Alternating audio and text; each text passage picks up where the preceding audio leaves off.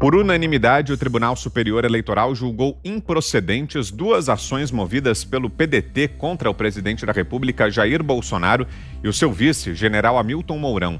O objetivo da legenda era cassar o mandato da dupla por meio do Poder Judiciário, mas ela se viu derrotada na sessão realizada nesta terça-feira. Nas duas ações, o PDT pedia abertura de investigação contra Bolsonaro e Mourão. De acordo com a denúncia da legenda, a coligação formada pela dupla teria praticado o crime de abuso de poder econômico durante a campanha presidencial de 2018. Segundo a alegação dos advogados dos pedetistas, tal infração teria ocorrido por meio de disparos em massa de mensagens pelo aplicativo WhatsApp. Além do presidente e do vice, o PDT mirou empresas e Luciano Hang. Relator das duas ações movidas no TSE pelo PDT contra Jair Bolsonaro, o ministro Luiz Felipe Salomão atentou-se ao fato de os processos terem como base uma única reportagem publicada pelo jornal Folha de São Paulo. Dessa forma, pontuou a ausência de provas robustas para levar o caso adiante. Ainda na questão de ausência de provas, Salomão declarou que não há qualquer elemento nos autos a sugerir a relação de Bolsonaro ou de Mourão em supostos crimes eleitorais. É o nosso primeiro tema, então, do programa desta quarta-feira. José Maria Trindade, como é que foi esse julgamento, hein, Zé? Quais os detalhes? Pois é, agora você imagina, né? Tanto tempo depois da eleição, o Tribunal Superior Eleitoral ainda tem processos a julgar sobre a eleição. Isso foi um pedido do PDT, Vitor, diante de disparos pagos às mídias sociais para falar bem do presidente Jair Bolsonaro e criticar adversários. Só que o que aconteceu? Pessoas decidiram fazê-lo. Não foi a campanha do presidente Jair Bolsonaro, né? Pessoas... empresários, pessoas que nem são tão próximas dele, decidiram fazê-lo. E o PDT indicava que não estava na prestação de contas do presidente Jair Bolsonaro. É um ato legal, você pode fazer isso, pode pagar. A campanha do presidente devolveu R$1 milhão não gasto. E ele poderia fazê-lo, só que não foi a campanha. Foram adeptos à proposta do presidente Jair Bolsonaro e ninguém tem o domínio disso pelo Brasil inteiro. E outros outdoors que foram espalhados pelo Brasil e não foram da campanha. E outdoors ilegais, sob o ponto de vista da lei eleitoral. Agora, se fosse caçar, bastaria eu fazê-lo de outro, sem o conhecimento da campanha, né? De outro candidato, e depois caçaria meu adversário, para você ter uma ideia. O que eu fico espantado é mesmo vamos dizer assim, a falta de agilidade de um tribunal que é exclusivo para legislação eleitoral de um presidente da República, Supremo Tribunal Superior Eleitoral, e o processo ainda não foi concluído. Isso pode ir ao Supremo Tribunal Federal, mas a jurisprudência do Supremo é em matéria constitucional, o Tribunal Superior Eleitoral é a última instância. Portanto, é uma obviedade que todo mundo ficou, nossa, e tal, mas a gente sabia que isso ia ser assim mesmo. Vamos ouvir na sequência o Guilherme Fiuza. Antes, vamos receber a Ana Paula Henkel, agora sim, já com a gente. Boa tarde, Ana. Boa tarde, Vitor, mestre Augusto, Fiuza, Zé, nossa audiência. Vamos lá. Vamos lá. E aí, Fiuza, o que achou, o que nos diz do resultado desse julgamento? Conforme o esperado, o TSE rejeitou as ações que tentavam a cassação da chapa Bolsonaro-Mourão. Ô, Vitor, isso aí era uma tese. Isso aí era uma tese montadinha muito antes da eleição começar. Eu lembro bastante bem o então presidente do Tribunal Superior Eleitoral, atual presidente do STF, Luiz Fux, vindo com essas declarações. Não quero personificar, melhor dizendo, nele, né? Mas era a vocalização de uma ideia que permanece aí. Esse negócio de você fingir que o ambiente de redes sociais, né, esse somatório de plataformas, que eu sempre digo que é um avanço democrático, que isso aí é um ambiente de ódio, que isso aí é um ambiente artificial de indução de vontades e tal. Então, estava montadinha, Vitor, essa tese lá atrás, antes de começar a eleição, com declarações desse tipo, que era exatamente o seguinte: se for constatada algum caso de fake news, a eleição pode ser anulada. Procurem aí, pesquisem aí. Estava plantadinho lá. E aí a gente tem que louvar a decisão do ministro Luiz Felipe Salomão, né, que teve aí a clareza e a honestidade intelectual de apontar esta armadilha. Né? Disse, olha, a base disso é uma matéria de jornal. Né? Matéria esta, que foi uma matéria muito propagada, teve muita repercussão no país, no exterior, né?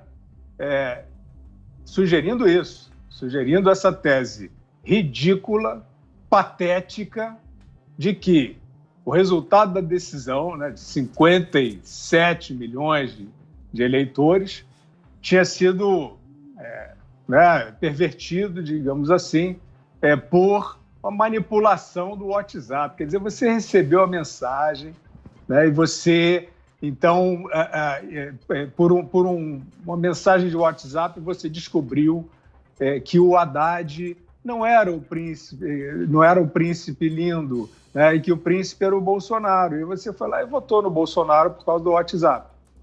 Ah, não, mas não pode usar disparos em massa, etc. e tal. É o seguinte, Vitor, é exatamente isso. Você planta princípios vagos e aí você abre, como a gente está vendo em vários terrenos, você abre chances para esse tipo de coisa que o STF, por exemplo, infelizmente tem feito à larga, que é interpretações, que é você alçar voo no terreno da subjetividade. Tudo pode ser deduzido, interpretado, né?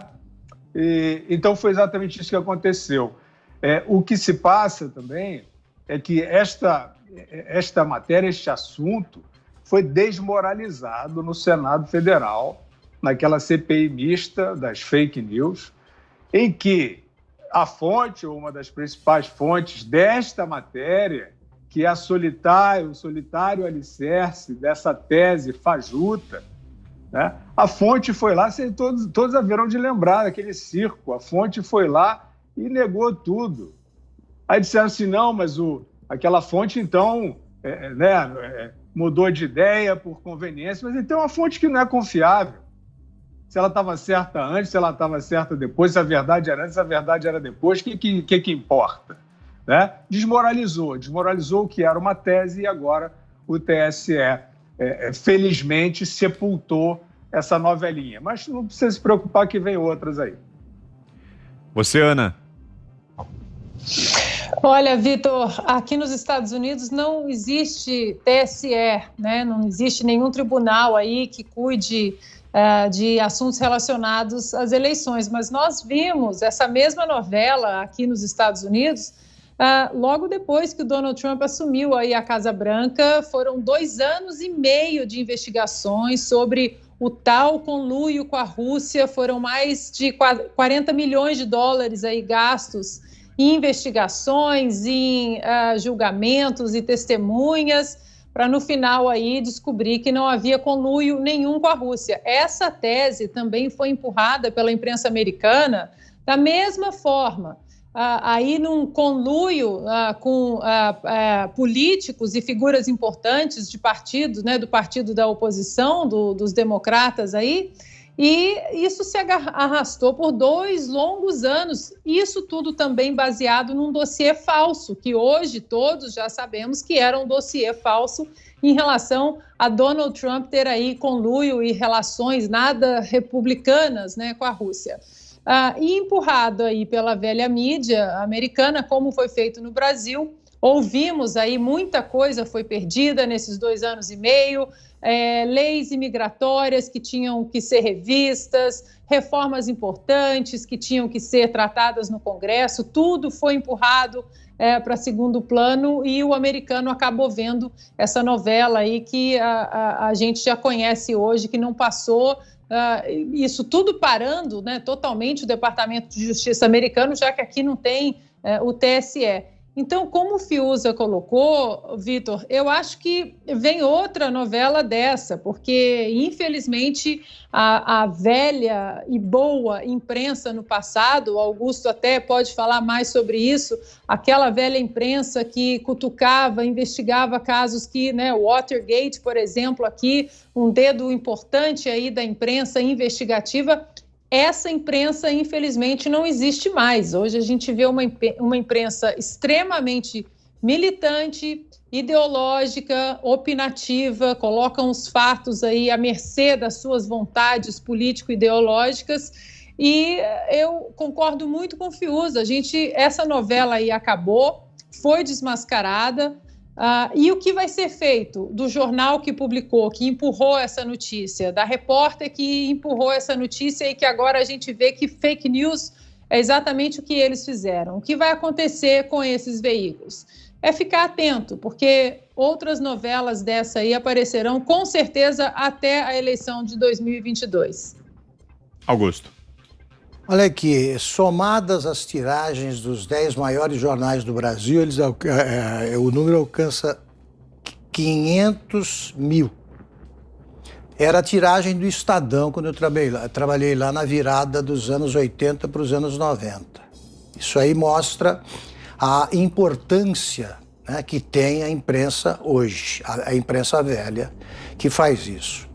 Aliás, eu procurei domingo, eu não vi, posso estar enganado, não vi aquela tarja na Folha, Use Amarelo pela Democracia, uma campanha que começou com um editorial de primeira página exigindo o afastamento do presidente e acabou.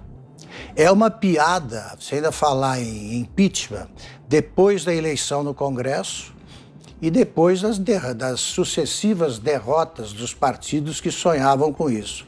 Eles odeiam a ideia da eleição porque eles perdem. Eles viram o que aconteceu na eleição municipal, que foi uma prévia das eleições gerais de 2022.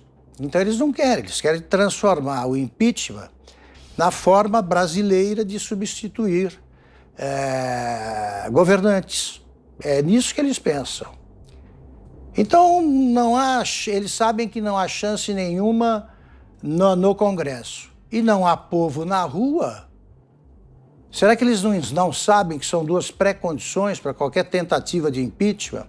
Mas os jornais continuam vendendo a ideia de que há um movimento nacional pela destituição do Bolsonaro e que só falta colocar em votação ou colocar em andamento um dos pedidos de impeachment que existem no Congresso.